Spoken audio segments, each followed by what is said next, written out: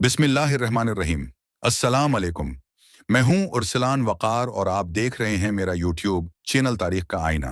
नाजरीन इकराम, आज हम जवाहिर लाल नेहरू की जिंदगी की किस्त नंबर 7 के साथ हाजिर हैं, जो आज़ादी की जदोजहद का वो दौर है जब सियासत सिर्फ एहतिजाज नहीं रहती, बल्कि इक़्तिदार, जिम्मेदारी और आलमी हालात के दबाव के साथ एक नया इम्तिहान बन जाती है।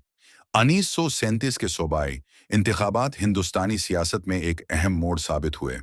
इन इंतखाबात में इंडियन नेशनल कांग्रेस ने बड़ी कामयाबी हासिल की और मुख्तलिफ सूबों में उसकी हुकूमतें कायम हुईं।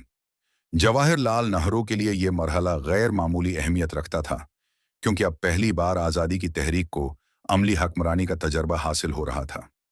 नेहरू जानते थे कि ये हुकूमतें मुकम्मल आज़ादी नहीं, मगर ये एक ऐसा मौका है जहां अवामी खिदमत और निज़ाम की बेहतरी का आमली नमूना पेश किया जा सकता है।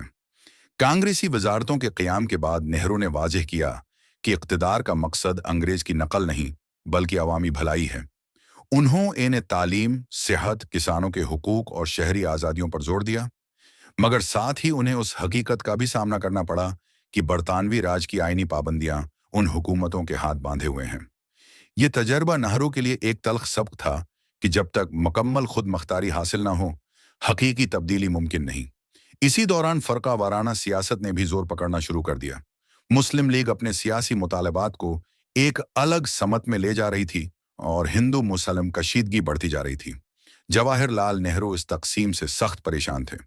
वो बार बार कहते थे कि मजहब की बुनियाद पर सियासत हिंदुस्तान के मुस्तकबल के लिए खतरनाक साबित होगी।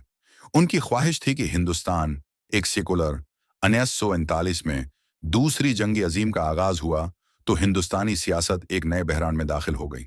बरतानवी हुकूमत ने हिंदुस्तान को बगैर किसी मशावरत के जंग में झोंक दिया। जवाहरलाल नेहरू ने उस फैसले की सख्त मुखालफत की। उनका मौक़िफ़ था कि एक गुलाम कौम को किसी साम्राज्यी जंग में शामिल होने का कोई अखलाकी जवाज़ नहीं।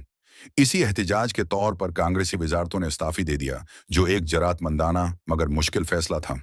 वजारतों के इस्ताफ़ों के बाद नेहरू एक बार फिर अमली इक़्तिदार से बाहर आ गए, मगर उनका सियासी कद मज़ीद बुलंद हो गया। उन्होंने उस मौके पर आलमी सियासत को गहराई से समझना शुरू किया। वो फाशिज़्म, नाज़ीइज़्म और साम्राज्य के खिलाफ थे, मगर साथ ही ये भी चाहते थे कि हिंदुस्तान अपनी आज़ादी के बगैर किसी आलमी इत्तेहाद का हिस्सा न बने।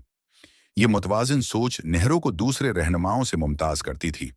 जंग के दिनों में अंग्रेज़ हुकूमत ने सियासी सरगर्मियों पर सख्त पाबंदियां आयद कर दीं।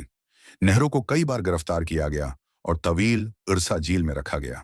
इस कैद के दौरान उन्होंने अपनी मशहूर तहरीरों और खतूत के जरिए हिंदुस्तान के मुस्तकबल का खाका ज़हन में तरतीब दिया।